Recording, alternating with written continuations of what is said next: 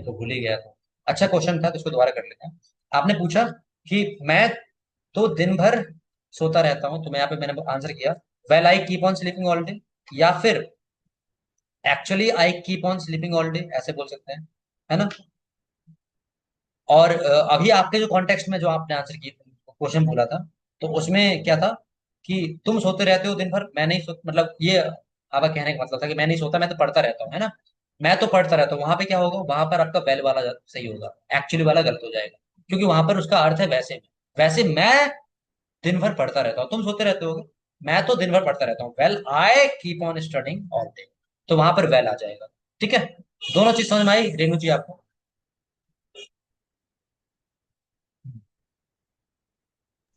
Yes sir. तो यहाँ पर मेरे कहने का मतलब ये था, मैं कुछ कह रहा था कि आप ये चीज देख रहे हैं कि मैं क्या कर रहा हूँ, और ये आप भी करेंगे, और ऑफ कोर्स करते हैं।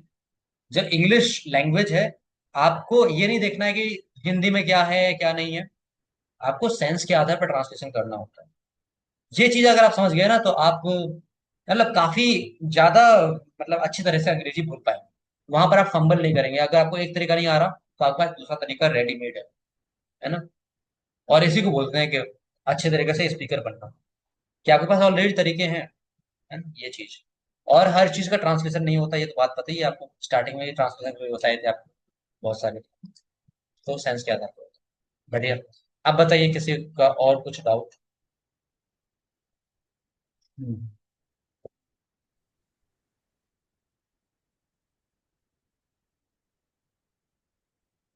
सर इसमें आपने जब कीप यूज किया है राइट, हम्म। तो आप इसको जैसे आपने पहले एक लिखवाया हमें कि ये सेंटेंस में आपको यही यूज करना है, तो ऐसा कोई डेफिनेशन होता है इसके लिए? नहीं नहीं नहीं, आपने सेंटेंस में यूज क्यों करना है, मैं तो कीप ऑन बोल दिया, मैंने आपको कॉन्सेप्ट बता दिया कि कीप ऑन का मतलब होता है कोई काम करते रहते हैं आप। मैं पढ़ता रहता हूँ, वह जाता रहता है, वह जाती रहती थी, तो आप यूज टू वाला हो जाएगा, वो जाता रहेगा, वहां पे हो जाएगा। अब आपको देखना है कि कहाँ पर बन सकता है। जैसे मैंने अभी एक एग्जांपल लिया था कि मैं जाता रह रहा हूँ, ये थोड़ा गड़बड़ हो रहा है ना, नहीं बन रहा। आपको खुद पता चलेगा ना, आपको खुद पता चल जाएगा कि ये कहाँ पर इस हथियार का उपयोग कर सकता हूँ, जो टूल मैंने आपको दिया है वो कहाँ पर लगेगा, वो आपको खुद पता चलेगा। ऐसा यहाँ पे कोई, हम्म। मैं ग्रामर का कॉन्सेप्ट तो नहीं पढ़ा रहा आपको, मैं जानता हूँ कि आपको ग्रामर नहीं पढ़ाना, मुझे कॉन्सेप्ट पढ़ाने हैं, है ना। वो सब ग्रामर वाले लोग बताते हैं कि ये करो वो करो, बड़ा फंसाते हैं, है ना। ग्रामर में अगर पढ़ गए तो स्पोकन इंग्लिश आप नहीं सीख पाएंगे। अब ये मैं क्यों बोल रहा हूँ, देखिए ये एक्चुअली में लैंग्वेज के खिलाफ है, बट ये मैं इसलिए बोल रहा हूँ क्योंकि प्रैक्टिकल वे में मैं आपसे पूछता हूँ, आपने अपनी भाषा मातृभाषा के लिए ग्रामर की क्लास ली थी क्या? अपनी मातृभाषा सीखने के लिए ग्रामर की क्लास नहीं ली थी ना, आपने एक्वायर की है। तो वैसे ही इंग्लिश भी सीख सकते हैं। ठीक है। हालांकि ग्रामर की बात करेंगे तो ग्रामर भी ऑफकोर्स, क्योंकि मैं आपको बता चुका हूँ, स्टार्टिंग में इंट्रोडक्शन दिया था, स्कूल सेटिंग में पढ़ाता रहा हूँ, लंबे समय से पढ़ा रहा हूँ, अभी भी पढ़ा रहा हूँ। तो ग्रामर पे भी अच्छी कमांड है मेरी, लिटरेचर पे भी अच्छी कमांड है, और लैंग्वेज तो पढ़ा ही रहा हूँ। तो आप मुझे जिस टर्म में पूछेंगे मैं उस टर्म में आंसर कर दूंगा। लेकिन आपको क्या चाहिए, आप यहाँ लैंग्वेज सीखने आए हैं या ग्रामर के चक्कर में फंसने वाले हैं? हम्म। इसलिए, है ना, इसलिए आप देखते होंगे मेरी जो स्लाइड होती है, उसमें जो मेन टॉपिक में डालता हूँ वो ग्रामर, जो टेंस का नाम नहीं होता, वो कॉन्सेप्ट का नाम होता है। ये चीज नोटिस किया आपने? टेंस का नाम तो या मैं या इसलिए बोलता हूँ कि आप शायद आपने टेंस पढ़ा हो तो को रिलेट कर जाए, है ना। तो ये चीज है। तो जो दिया है आपको वो उसका यूज कीजिए, जहां पर आपको सेंस के आधार पर सही लगे वो चीज सही है। जहां लगे कि अरे सेंस ही नहीं बनता, छोड़ो उसे, गलत है। या Kamala ji right. Thank you. Sorry. ठीक है मैं समझ गया, sorry to interrupt you Geeta session, I want to have dinner. हाँ हाँ, अभी मैं चल भी रहे हैं, अभी बस हो गया। एक दो डाउट ले लेते हैं, 5 मिनट लगेंगे, डोंट वरी, मुझे भी जाना है, चार वगैरह लेना है और रिकॉर्डिंग भी डालनी है आपको। हाँ, और किसी का doubt? Sir, I have a doubt. Could I yes, ask you? Yes please. Sir, you give us a task. You gave us task. What is the difference between when we use speak with truth and tell with lie? I have searched in the Google, but I I have couldn't searched, find. I have searched. I have searched in a Google, but I couldn't find a valid answer. So, can you Sir, please I explain sir this? sir I found the answer for this question. Okay, wait wait a moment. पहले Anamika ji, in Google नहीं होता, on Google, I search on Google, ठीक है। आगे हाँ आप बोलिएगा, Renu ji. Yes, what did you find? Sir, I found the answer for this question. Just one. पहले क्वेश्चन समझा दीजिएगा हिंदी में सब लोगों को, ठीक है? सर ये क्वेश्चन ये था कि टेल लाई के साथ टेल क्यों यूज होता है और ट्रुथ के साथ स्पीक क्यों यूज होता है। ठीक है। तो सर इसका मैंने सर्च किया था तो ये आया था tell imply conveying information while speak implies expressing oneself verbally. तो अगर मैं इसको हिंदी में बोलूँ तो टेल के लिए हमको सामने वाले हमको कन्वे करना पड़ता है, पर जो स्पीक होता है वो खुद को एक्सप्रेस करना होता है। मतलब स्पीक के लिए कोई कन्वेंशन नहीं होती है, वो एक एक्सप्रेशन होता है। लाइंग इन्वॉल्व्स प्रेजेंटिंग फाल्स, उसमें फाल्स को प्रेजेंट करना पड़ता है। इन्फॉर्म इन्फॉर्म सो टेल, मतलब टेल हम तब यूज करते हैं जब हम कोई किसी चीज को कन्वे कर रहे हैं उस टाइम पर, और स्पीक जब यूज करते हैं जब हम किसी चीज को एक्सप्रेस कर रहे होते हैं। तो टेल में हम कन्वे कर रहे होते हैं और स्पीक में वो सॉरी ट्रूथ में हम एक्सप्रेस कर रहे होते हैं। बहुत बढ़िया, बहुत अच्छा, बहुत बढ़िया। एक और बताना चाहूंगा, आपने सही बोला, बिल्कुल एग्री कर रहा हूँ, 100% एग्री। जैसे मैं आपसे पूछना चाहता हूँ अनामिका जी, मैं इंग्लिश बोल रहा हूँ, क्या मैं यहाँ पे आई एम टेलिंग इंग्लिश बोल सकता हूँ? I am telling English, is this correct? बताइए, I am telling English correct होगा या रॉन्ग होगा? बताइए, मैं इंग्लिश बोल रहा हूँ, आई एम स्पीकिंग इंग्लिश सही है या आई एम टेलिंग इंग्लिश सही है? Anamika ji unmute I'm yourself. I'm speaking English. Correct, अभी अनम्यूट ही रखिए। दूसरा क्वेश्चन, मैं इंग्लिश में बात कर रहा हूँ, I am talking in English या फिर I am speaking in English, कौन सा सही है? I am talking in English या फिर I am speaking in English? मैं इंग्लिश में बात कर रहा हूँ। I'm talking in English. मैं इंग्लिश में आपको ये कॉन्सेप्ट बता रहा हूँ, या रुकिए कॉन्सेप्ट छोड़िए, मैं इंग्लिश में आपको ये कहानी बता रहा हूँ या सुना रहा हूँ। But I'm telling. I am telling you this story in English, ठीक है। अब देखिए, अब मैं आता हूँ वापस, ये तो अलग अलग हो गए, तो आप समझ गए कि एक ही तरह की चीजों में अलग अलग वर्ब हो जाएंगी। अब जो रेणु जी का आंसर था, रेणु जी का सर आंसर, हाँ। जैसे सर इंटरव्यूज वगैरह में होता है कि वो बोलते हैं स्पीक इन इंग्लिश, तो वहां पर वो वैसे नहीं वहाँ बोलते टेलिंग वहाँ हाँ, इंग्लिश। हाँ हाँ हाँ, बिल्कुल सही। वहां पर स्पीक इंग्लिश बोलते हैं, तो मतलब है कि अंग्रेजी में बात कीजिए, अंग्रेजी में बोलिए, बोलिए सेंस होता है ऐसे। ठीक है, वहां टॉक इन, जब इंस्ट्रक्शन देंगे तो टॉक इन इंग्लिश नहीं बोलेंगे, तब स्पीक इन इंग्लिश बोलेंगे जनरली। ठीक है। हाँ, कम्युनिकेशन कर रहे हैं, मैंने बोला था मैं आपसे बात कर रहा हूँ, तो वहां पर टॉक कर लेंगे, कोई दिक्कत नहीं है ना। मैं इंग्लिश में बोल रहा हूँ तो वहां पे स्पीक इन इंग्लिश। आप समझिएगा, जहां पर स्ट्रेट फॉरवर्ड बात होती है, सीधी सादी बात होती है, मैंने बोल दिया एज इट इज बोल दिया, वहां पर मैं स्पीक बोल देंगे। ठीक है, इंग्लिश बोल रहा हूँ मैं, सिंपल से हिंदी बोल रहा हूँ, स्ट्रेट फॉरवर्ड है। अब जहां पर कन्वेंस, जैसे मैंने बोला कि कन्वे कर रहे हैं ना, कन्वे से आ जाएगा कन्वेंस कर रहे हैं किसी को, सामने वाले को आप मना रहे हैं उस बात के लिए, विश्वास दिलाना चाह रहे हैं। मयंक जी आपने शुरू कर दिया, जो मैंने कीर्ति जी को बोला था, बढ़िया, बैकग्राउंड में बिजी हैं, समझ में नहीं आएगा आपको। तो कन्वे कर रहे हैं आप चीजों को, आप समझाने की कोशिश कर रहे हैं। झूठ को ऐसे नहीं मान लेता, झूठ को सच साबित करना होता है, इसलिए वहां पर टेल है। कहानी भी आप बता रहे होते हैं तो कहानी आपकी होती है, आप सुनाना चाहते हैं, इसलिए वहां पर टेल है। तो ये चीज जो होती है, स्ट्रेट फॉरवर्ड है तो स्पीक हो जाएगा, कोई दिक्कत नहीं, वन वे कम्युनिकेशन। या फिर ऐसे बोल देंगे जनरली मैं बात करता हूँ, तो मैं बोल दिया, जो था मैंने बोल दिया, whatever was there I just spoke, है ना। तो स्ट्रेट फॉरवर्ड बात के लिए स्पीक आ जाता है, इसलिए ट्रुथ स्ट्रेट फॉरवर्ड चीज होती है, मतलब सीधी बात होती है, नो बकवास। और जो लाए होता है वो बकवासी होती है, उसको आप मनवा लेते हैं कि बकवास नहीं है, वैलिड चीज है ना। तो वैलिड चीज नहीं थी, उसको आपने मनवा लिया, तो इसलिए टेल। ठीक है, और किसी का कोई doubt? Kamala thank ji, you sir. हाँ जाना है आपको? चलिए आप चले जाइए, कमला जी रिकॉर्डिंग देख लीजिएगा बाद में। सर सर मेरे को कुछ पूछना है, डाउट है। अच्छा, पूछिए पूछिए। हाँ सर, मैंने जगह जगह बोर्ड लगे देखते हैं, हम कह रहे स्पोकन इंग्लिश क्लासेस, स्पोकन क्यों बोलते हैं, मेरे को नहीं समझ आया। अतुल जी आपको आंसर किया था इसका, याद है? ग्रुप में आपने यही क्वेश्चन पूछा था, सेम क्वेश्चन, उसने शायद कमला जी ने ज्वाइन नहीं किया था, बता सकते हैं?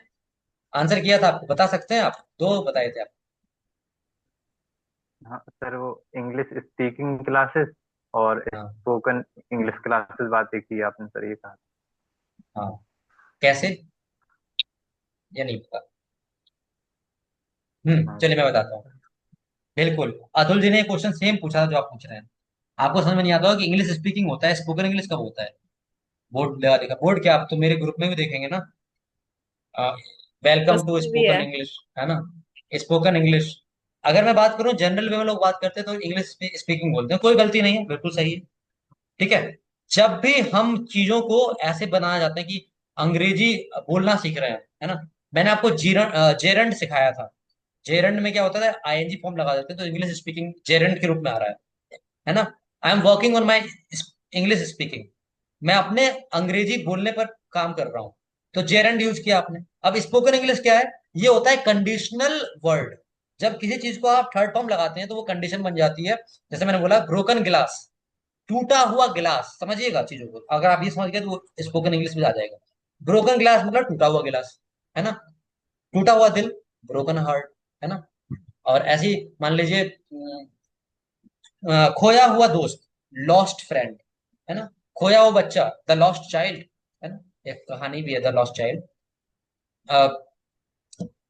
तो इस तरह से आपने थर्ड फॉर्म का यूज किया और आपने क्या बना दिया, कोई चीज खोया हुआ, गाया हुआ, गाया हुआ गीत, हाँ, द संग सॉन्ग, संग सॉन्ग बोल सकते हैं, अटपटा लगेगा लेकिन करेक्ट है ये, है ना। है ना, ऑलरेडी संग सॉन्ग, है ना। तो जब आप थर्ड फॉर्म लगाते हैं तो वो भी सही होता है क्योंकि वो कंडीशन बन गया है। कंडीशन मतलब अब आपने उसको एज, एक तरह से कह सकता हूं मैं, आप उसको एज अ कंडीशन और कंडीशन बना दिए तो आप एक तरह से इन अ वे यू कैन यूज, कि आप किसी भी नाउन से पहले उसको यूज कर रहे हैं एज अ डिटर्मिनर। डिटर्मिनर नहीं जानते होंगे, एडजेक्टिव जानते हो शायद। एडजेक्टिव में क्या होता है, किसी को क्वालिफाई करते हैं ना। डिटर्मिनर भी समझ लीजिए, डिटरमाइन करना किसी नाउन वगैरह को। तो स्पोकन इंग्लिश, इंग्लिश क्या है, नाउन है। और स्पोकन क्या है, बोली हुई इंग्लिश के लिए भी स्पोकन आ जाएगा। और बोलने वाली इंग्लिश के लिए भी स्पोकन आ जाएगा। तो बोलने वाली इंग्लिश सीख रहे हैं ना आप, तो इसलिए स्पोकन इंग्लिश, है ना। बोलने वाली इंग्लिश मतलब स्पोकन इंग्लिश। तो ये भी आपका सही है, या बोली हुई इंग्लिश, इसकी इंग्लिश भी स्पोकन इंग्लिश होगी। ठीक है। बोली हुई बात, है ना, बोली हुई बात, या बोली गई चीज, है ना, स्पोकन स्टफ, स्पोकन थिंग, है ना। तो इसमें भी क्या है, स्टार्टिंग में हमने स्पोकन का यूज किया तो दोनों ही हमारे करेक्ट होते हैं। तो अब जहां पर देखते हैं स्पोकन, वो गलत नहीं होता, वो सही होता है। चाहे हम जेरंड का यूज करें, जेरंड यूज करेंगे तो ये बात याद रखिएगा, gerund as a noun use हो जाता है तो उसमें वो, हम उसको स्पीकिंग इंग्लिश करके नहीं, इंग्लिश स्पीकिंग बोलेंगे। हाँ, स्पीकिंग इंग्लिश आप ऐसे बोलेंगे तो जैसे मैं इंग्लिश बोल रहा हूँ तो आई एम स्पीकिंग इंग्लिश, कोई दिक्कत नहीं है। बट मैं इंग्लिश स्पीकिंग सीख रहा हूँ, मैं अंग्रेजी बोलना सीख रहा हूँ, तो आप बोलेंगे I am learning spoken English, या फिर I am learning English speaking, दोनों सही है। स्पोकन इंग्लिश, अगर स्पोकन लगाते हैं तो पहले आएगा, उसके बाद इंग्लिश आएगा। और अगर स्पीकिंग लगाते हैं तो पहले इंग्लिश आएगा, उसके बाद स्पीकिंग आएगा। करेक्ट। ठीक है। जैसे मान लीजिए एक और ले लेते हैं एग्जाम्पल। टूटा हुआ गिलास, ब्रोकन गिलास, है ना। मैं इसको बोलता हूँ कि गिलास टूटा हुआ है या टूट रहा है, और मैं बोलूंगा ब्रेक, गिलास ब्रेकिंग, थोड़ा नहीं बन रहा है यहाँ पे। और कोई होगा एग्जाम्पल से बनेगा, जैसे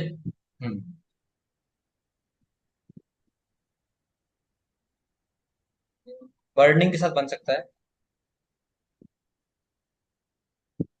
जैसे कुछ बर्निंग में कर सकते हैं हम लोग। क्या बर्निंग करो, जैसे मेरे सामने कुछ रखा है ये, द सर, लॉन्ग, गिरा हुआ है ना। पत्ता के लिए ले सकते हैं। हाँ बिल्कुल। आ, फॉलन लीफ। हाँ, fallen leaves, correct. Leaves falling नहीं बन रहा है इस पे, आप उसको यही यूज कीजिएगा गिरा हुआ पत्ता के लिए। ठीक है। The long burning is prevailing. हाँ, एक आ गया यहाँ पे, पढ़ रहे थे। Burning of widows, burning of widows ये बन रहा है, बर्निंग ऑफ विडोज। हम लोग बुक पढ़ रहे हैं राजा राम मोहन राय, वहां देखिए बर्निंग का यूज हुआ है, बर्न्ट नहीं हुआ है, बर्निंग ऑफ विडोज बन गया, बर्निंग ऑफ विडोज। तो बर्निंग वहां पे जेरंड, जेरंड के रूप में यूज हुआ है। जेरंड मतलब सती प्रथा की बात हुई थी, विधवाओं को जलाना। ठीक है, तो आपका दोनों सही है, आईएनजी वाला भी सही है और आपका बर्न्ट भी हो जाएगा। जब बोलो जली हुई अ, विधवा औरत, तो बर्न्ट विडो। बोली गई इंग्लिश, बोली हुई इंग्लिश, स्पोकन इंग्लिश। ठीक है, दोनों सही है। तो बोली हुई इंग्लिश या बोली जाने वाली इंग्लिश सीखना चाहते हैं तो स्पोकन इंग्लिश करेक्ट है। और एक बात और बताना चाहूंगा, इंग्लिश स्पीकिंग आपका बेसिक इंग्लिश है और स्पोकन इंग्लिश आपका एडवांस इंग्लिश है। तो अगर आप अपने आप को एफिशिएंट स्पीकर बनाना चाहते हैं तो इंग्लिश स्पीकिंग की जगह स्पोकन इंग्लिश बोलिए। ठीक है,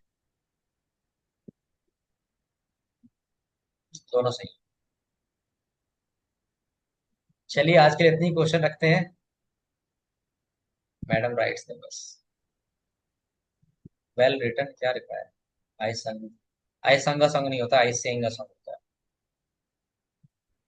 ओके, तो thank you very much for attending today's session. I hope you enjoyed the class.